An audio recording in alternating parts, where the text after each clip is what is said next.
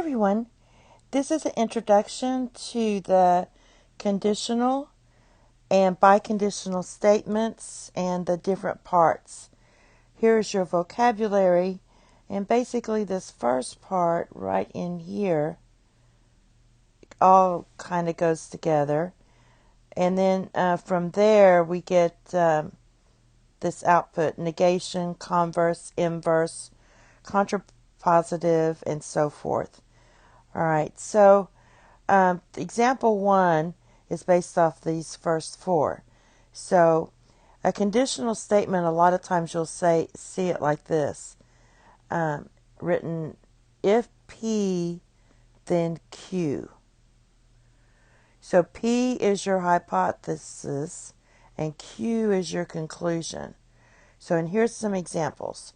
So if we have all vertebrates have a backbone, then our hypothesis is all vertebrates, and the conclusion is have a backbone. Well, what we're going to do is write it as a conditional statement, as if then. So you write, if an animal is a vertebrate, then it has a backbone. And we have 2 more examples, all triangles. So this is your hypothesis. Has 3 sides. That's your conclusion. All right, that's the then part.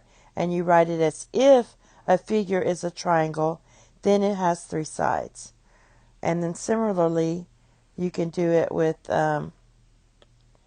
this one here. If x is 2, then x squared equals 4. Hypothesis, conclusions, and it's called a conditional statement. These are all conditional statements.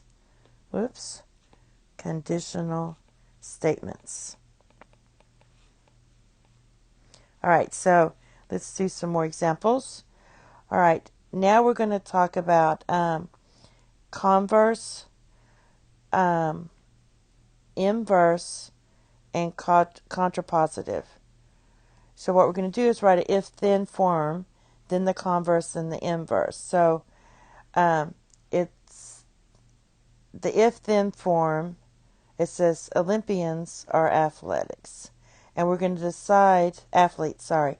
We're going to decide if the statement is true or false. So we're going to write this: if you are an Olympian, then you are an athlete. Okay, so that's a true statement. The converse means you switch the conclusion with the hypothesis and write it as if then. So instead of saying if P then Q, the converse would be if Q then P. So it's saying if you're an athlete, then you are an Olympian. And that's false, because not all athletes are Olympians. The inverse is when you take the converse, or the this part, so these 2 go together, and these 2 go together. So for the inverse, you just change this statement and put not in front of in your hypothesis and in your conclusion. So it says, if you're not an Olympian, then you're not an athlete. And that's false, because even if you're not an Olympian, you could still be an athlete. And now the contrapositive, you go with this one. You take this statement, your converse, and you put the nots in. So then it says, if you're not an athlete, then you are not an Olympian. That's true. A person that's not an athlete cannot be an Olympian. So just remember how those go. These are just, again, this is basically a vocabulary video with some examples. All right. Perpendicular lines. If 2 lines intersect to form a right angle, then they are perpendicular lines. So we can also use the converse. The converse, remember, is taking, instead of if 2 lines intersect to form a right angle, then they're perpendicular. We can say if the 2 lines are perpendicular, then they intersect to form a right triangle. So you're switching the hypothesis with the conclusion. All right? And when you can switch them, then you call this a biconditional. So you can say if and only if, because you can switch the Q and the P. All right? And here we're going to decide whether each statement about the diagram is true. So from what we've learned in the past, so it's saying AB is perpendicular to BC. And the statement is true because we have this right angle symbol here that indicates that the lines intersect to form a right angle. And when they form a right angle, they're perpendicular.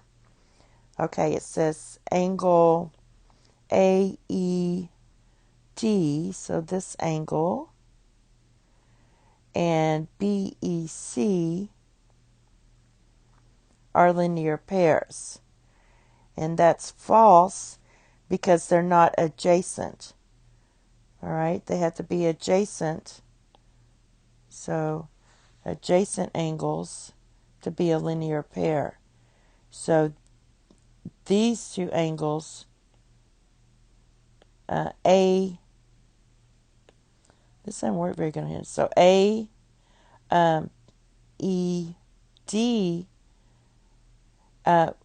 and AEB, this is BDE,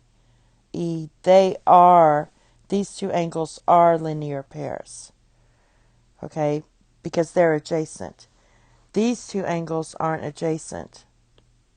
This angle and this angle aren't adjacent. All right. Now we're going to write a biconditional. Again, that's when you can switch the hypothesis with the conclusion and vice versa. So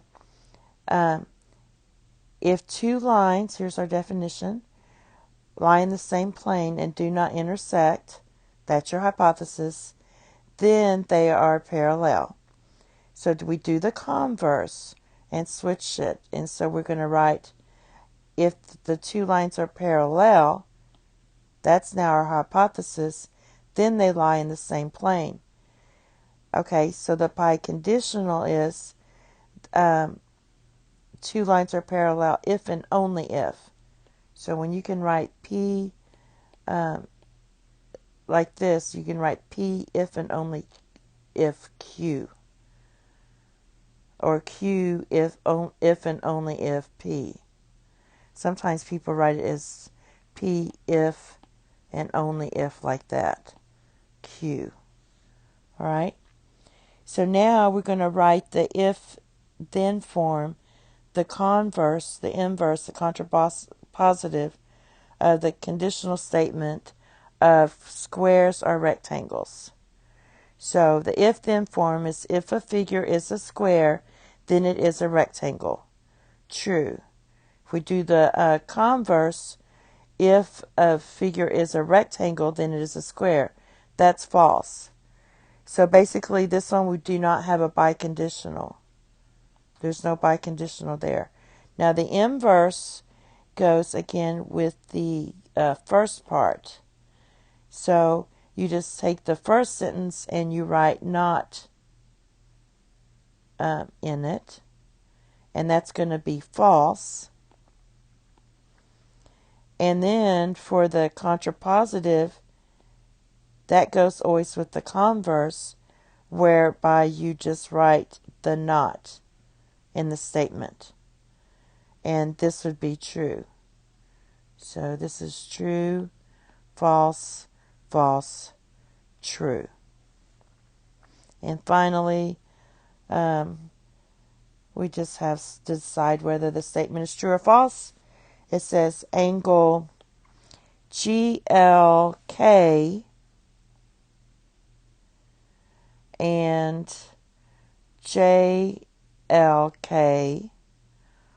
are supplementary. Yes, they are, because they're right here and they're on the straight line here. And they're linear pairs. Okay, and then it says, I'll just draw it out here, GJ, so here's GJ, is perpendicular to HK.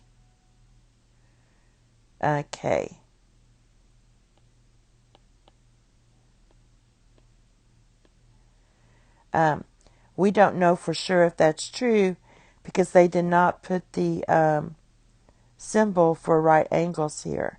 If it was a right angle, it'd be true. But since we don't know, intersecting lines do not have to be perpendicular.